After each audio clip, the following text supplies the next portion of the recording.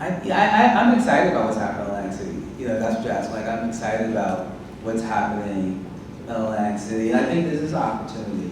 I haven't been to the Berkeley. This is new, but I was here every week for a couple of years, and so I haven't been here like in 6 months. But so I'm excited about what's happening, and I do think this is an opportunity. These opportunities don't happen often, so you have this opportunity where you're going to have billions of dollars that come into the area, all that's within a couple of hours. You have existing clubs and teams that are here. And so what do you do for the clubs that are here, for the athletes that are here, for the businesses that are here?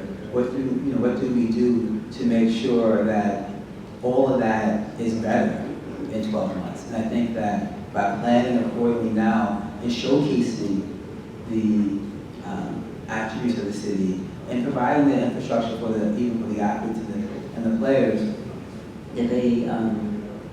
that we make sure that they get the attention and support now, so that after the World Cup, the infrastructure is there, the resources are there to build better and strong clubs, that you have more kids and people interested.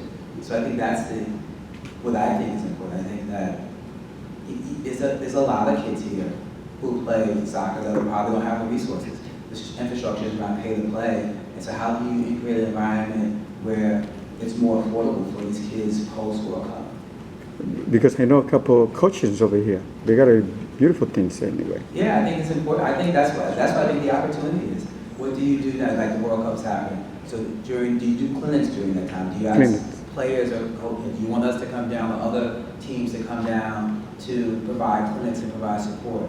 And then, whether it's North Jersey or Philadelphia, and have them come down to do these type of clinics and programs, and also, but you tie it into the local economy so that people are coming, the kids are getting the opportunity to learn from professional players. Those professional players are being exposed to Atlantic City. International people who are traveling from around the world get to come to Atlantic City. It's oftentimes people make these trips and they say hotel within how far is the hotel? And people, they may say the closest hotel. Now we know that 45. I'm always surprised that when to find someone internationally coming to New York, but they end up in Patterson because it's only 13 miles. Like, okay, well you're like in Manhattan. So some of that stuff's going to happen. People are going to come and end up in Atlantic City because it's close.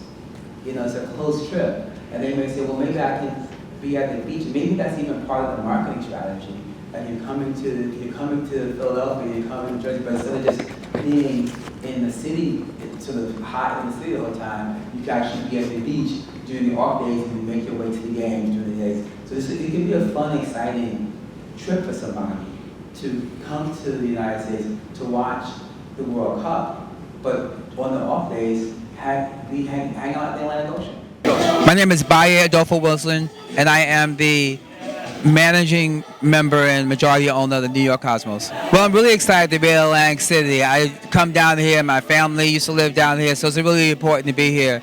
As a word of wisdom, I just think that Atlantic City needs to take advantage of this environment, take advantage of this time period where the world is going to be on New Jersey, and what better place could they be than the city of Atlantic City?